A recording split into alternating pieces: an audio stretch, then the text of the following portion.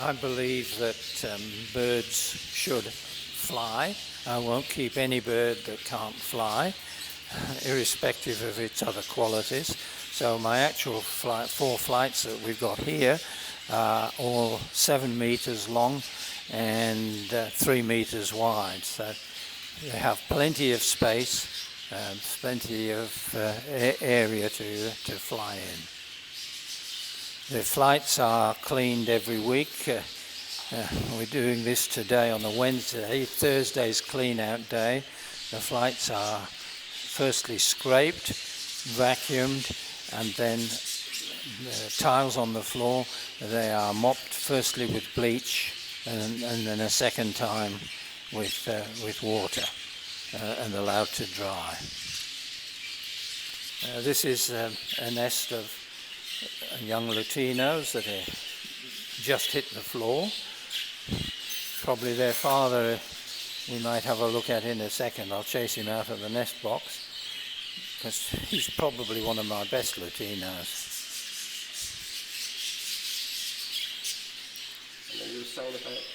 And yet I have a whole series of those shelters, and when the babies come out I put those in the corner of the cages, which gives a place for the babies to go and hide and have a shelter. There's the father at the back there, look. You just want to say about the seed again, what we've got here? The seed on the left, the container on the left, that's Golden Cob Supreme, and the one on the right is Hulled Oats. And then in the feed dish you get some High Pro.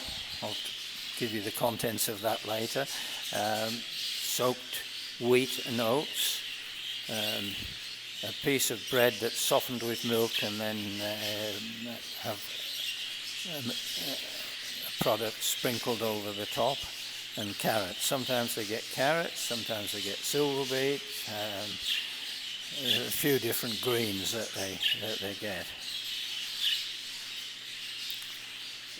There's the father. The hen's laying again, I think.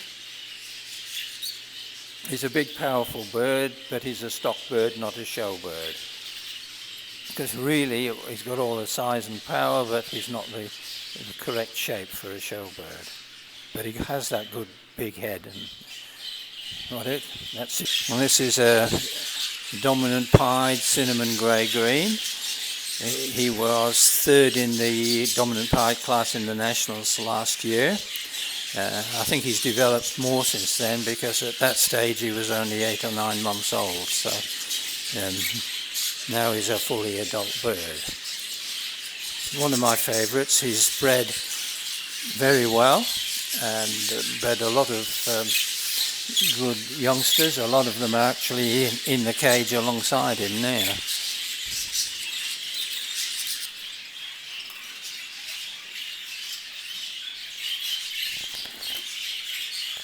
What we're looking at now is one of the chicks of the dominant pied that we looked at a minute ago.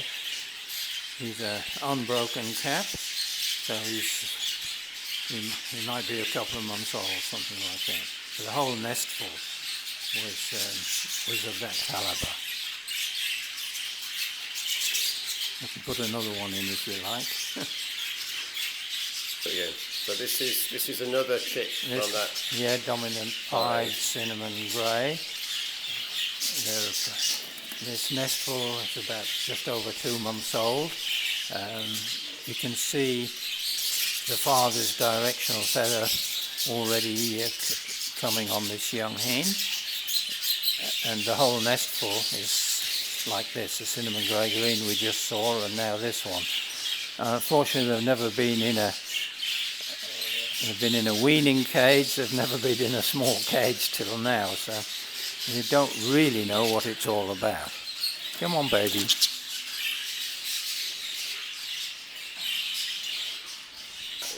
You do joke with him about that. So what have we got here then?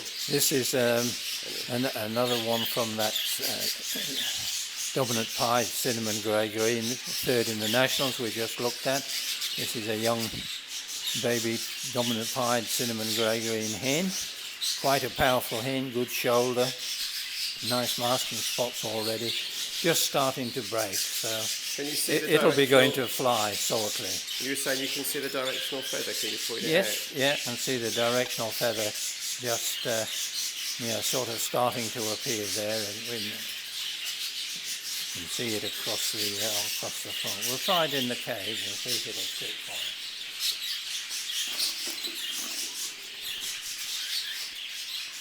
It's quite a powerful baby, that one.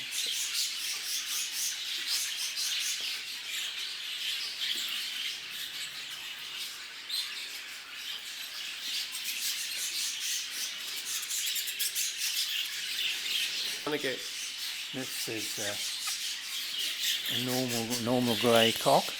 He was third in the nationals also.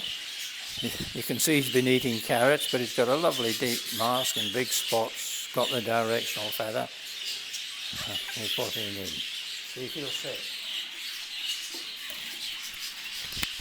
Because he's been shown, he probably will get up.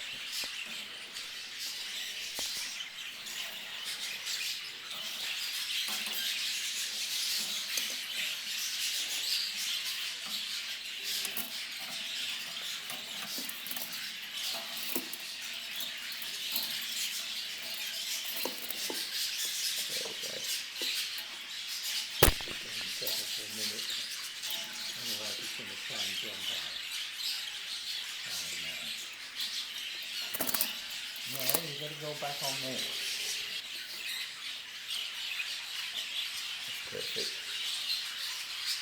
Look at his head. Whoa. It's all right, man. That's a fly out. Yeah. This is the grey that actually won the nationals last year. So he's the national winning grey of 2019. I think the one that was third probably had more directional feather.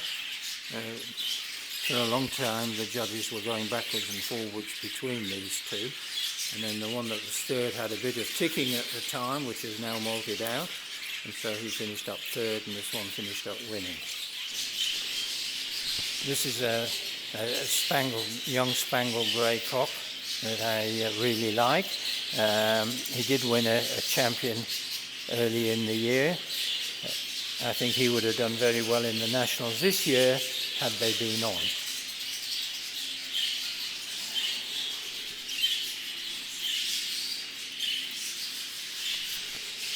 He's a large bird he's a large bird, good markings, as well as having the highly desirable head qualities, and he has spangled spots as well. At the moment he's obviously got carrot all over his front, but you can't see what he is. Obviously this is a spangle to spangle pairing. This is a spangle to spangle pairing. They are distantly related. And so I'm quite hopeful to get some good young ones from them. Do you do line breeding then? I do line breed, yes. Yes, I'll breed. I won't breed brother to sister or father to daughter, but I do breed Cousins. I do breed cousins, auntie to nephew, uncle to niece. If I have, I will breed half brother, half sister, only if I'm using an outcross. I will not breed half brother to half sister if the birds are already related. This is a young sky blue. Has not yet been paired up, but will be very, very soon. But he's a nice long bird with good mask, nice blood. This is my adult cock's flight, so all the birds in here are birds that I'm happy to breed with. There's a very nice yellow face up in the top corner there. Look, if you can, he's got a beautiful head. There's a Lutino in here somewhere that was third in the nationals last year, and some very strong strong recessive pieds. It's sky blue there has just been put back out to fly. He's got babies in the front. There's another very strong sky blue here. If you want to move around a bit, can you get him? No, right here, this one. Oh, sorry. Watch the, Don't kick the bucket. I think he's another very strong sky blue.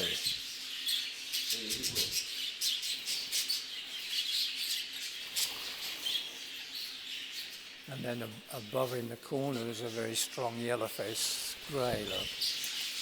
He actually was a show winner as well.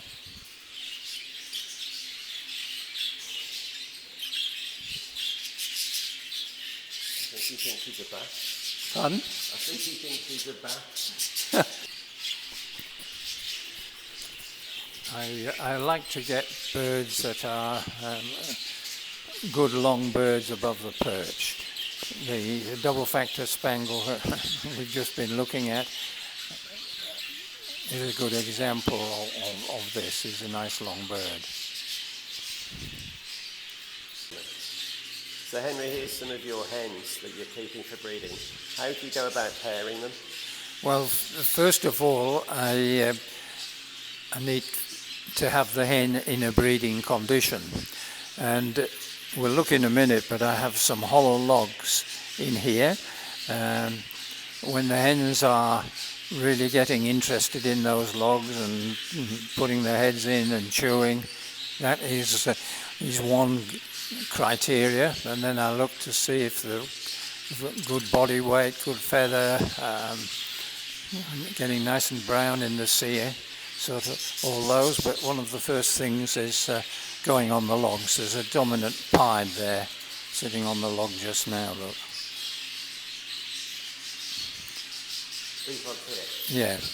This is a dominant pied cinnamon light green there, just sitting there at the moment. She doesn't look quite ready, but she's probably just starting to come in because she's interested in the log. And then we've got behind us here is another log in hen who's looks like she's just starting to come into condition, probably more so than the pied actually. And when do you start breeding? What's your breeding season? Well, normally my main breeding season is in the spring. I find the winter in this aviary is too cold. I've been trying this year, but a lot of infertility in the winter. I expect when we get into mid to late August, September, October, and maybe early November, to me that's the best time to breed. And then they not breed here in the summer because it's too hot, but then again in the autumn.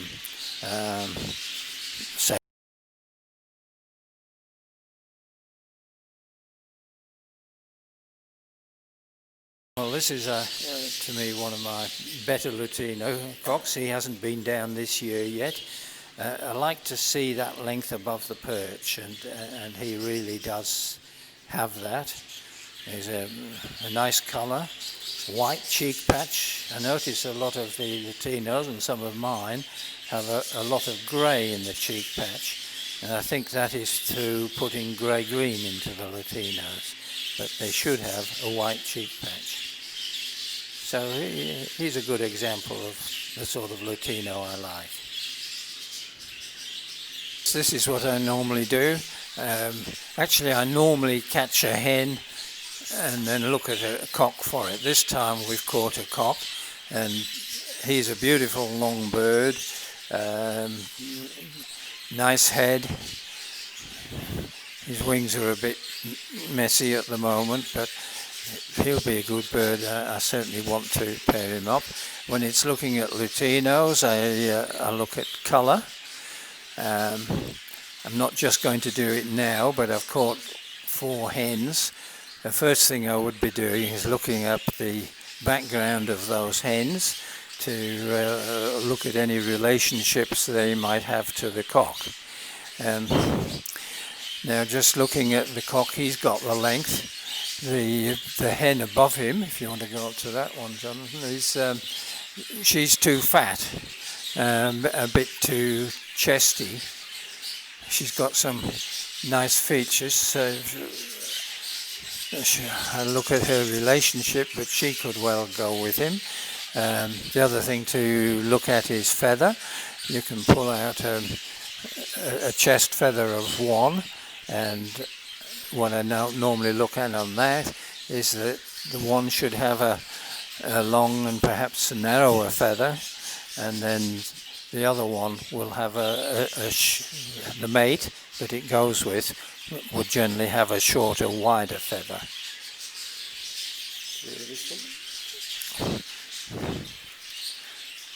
You haven't again looked her relationship up yet. Come on, girl, get up on the perch. Let's have a look at you. You can see you're a black ringer. A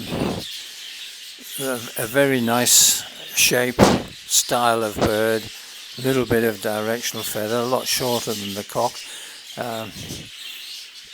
There's every possibility that she could be the one for him, just looking at them sitting there. And that's one of the criteria, of course, looking at them sitting there.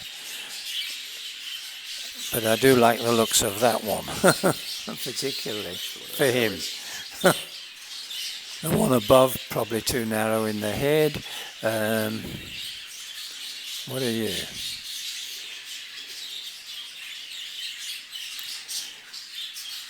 Again, this one's getting a little bit fat. Looks like she's just coming in.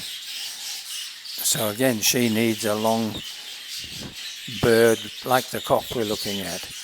But as I said, I haven't checked relationships, but just visually, the one I like best is the one on the right. But there's other checks and balances to do before finally you sort out the pairing. Okay, go. Well, altogether we have about 16 cages here. The middle is solid, but all the others have divisions in that can be pulled out. This is probably the most used item in the aviary. From a point of view of, I use it for pairing up birds, like we've just been looking at with the Latinos. I use it for culling, so it has many uses. Looking at Action. Go. I'm looking at perhaps pairing this pair together. So we've got beautiful length and colour. She's a good pairer, but I like the shape in her head. So now I'll look at them together. These are the two now. There we go. Go sit by them. That's it.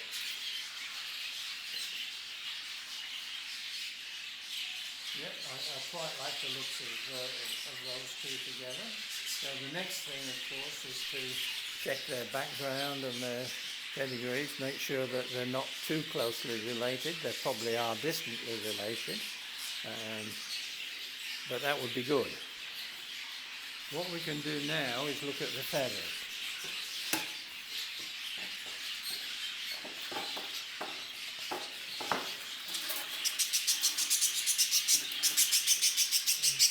I'm trying not to get bitten.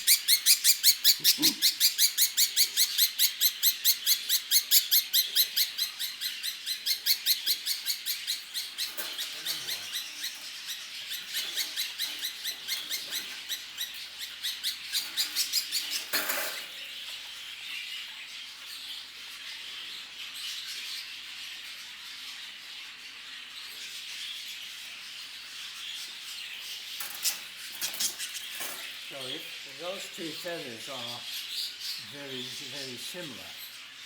Quite a bit of down on the top one. The top one is a bit of a longer feather.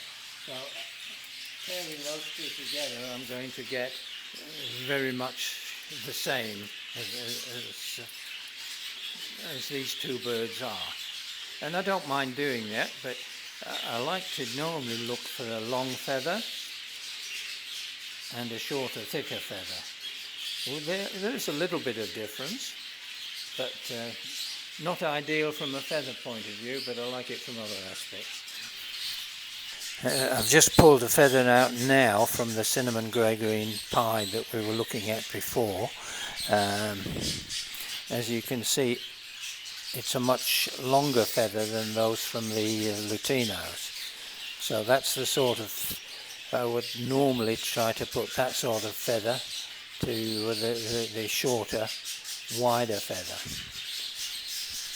So I don't know whether I'll finish up putting those two lutinos together or not, but I just did this as an example.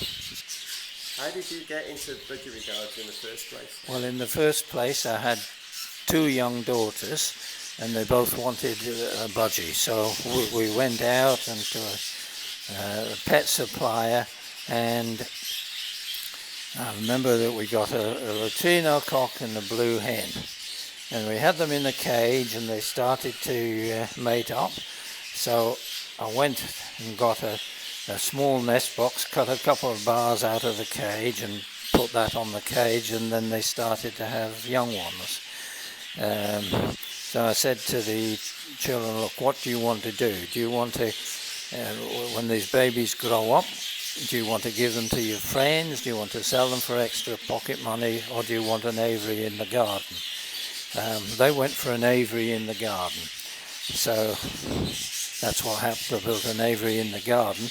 And then I am a bit of a perfectionist in most things. So I thought, well, I don't really know much about what this should be. So I looked up the Budgerigar and found the Queensland Budgerigar Society, and we all went along to meetings. I think they were then at the first Wednesday in every month, so we went along to the meetings and got lots of advice on birds and aviaries and things. And for a few years, the two daughters and I were interested.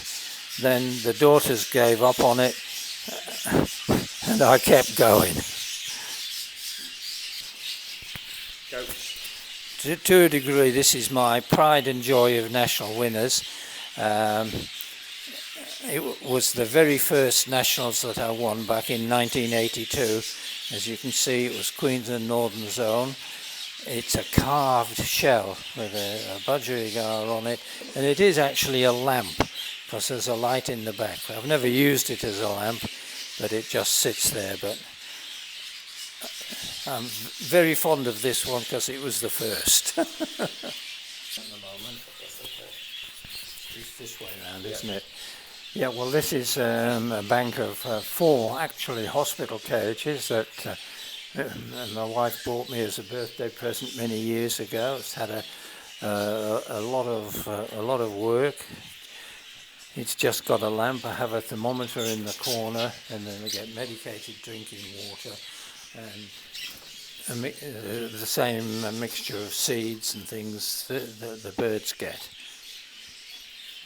What temperature do you keep it at? Well, it's just whatever the light does. It takes it up to the right sort of level, and I just leave the light on all the time when the birds are in there. Happily, there's no birds in there at the moment. That's it. You get quite a number of babies not coming out of the egg because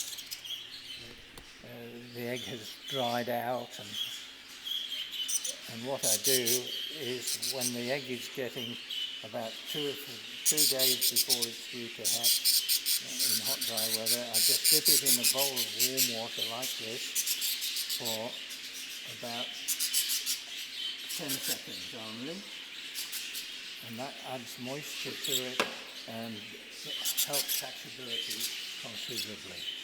What sort of mortality rate do you have? Do you lose a lot of birds? Baby birds? Yeah, well, there's one here I found this morning. It wasn't there at the right time. Somehow or other it's come out of the nest, was on the floor of the cage, and haven't recorded it yet. How the rest is? Well, we've got 3 babies and 2 more fertile eggs due to hatch. So I should do that again with if we get it right, you might see the egg moving up and down. That's number 5.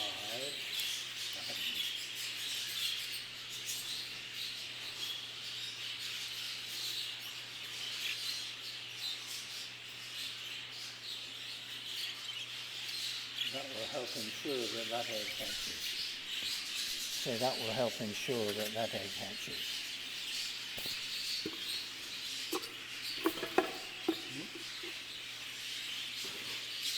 So you've got 3 babies and 2 more to go there. This video on the floor. Go on away again. This is the bird that features on the front cover of my auction catalogue. And she's just laying eggs at the moment, so she doesn't seem like she wants to. You could open the big bits, big section. That's it. Doesn't seem like she wants to get on the perch, but she comes from a pair that bred 14 youngsters, and every one of them was good. I think I've had 3 of them. I've kept total of 9, 5 hens and 4 cocks. She's one of the hens, and there's been 3 of them now in the South Australian online auctions. This is my seed in soak. It's a mixture of wheat and whole oats. I soak it for 24 hours, then I drain it, wash it, and then I soak it for another hour minimum in something that will kill any bacteria or fungi that might have formed in it. There's a number of things that you can use. I actually use Marshall's KD powder. I soak it in that. But before that I used to soak it in Milton, which is used for babies' bottles. So either is fine, but you do need to do that soaking, the extra soaking, in something to kill bacteria and fungi, because they all form in the warm weather. Powder of Marshall's I use, and I put 1 spoonful of that in a litre of water, and that is the final soak. As I say, minimum of 1 hour, anything up to 3 hours.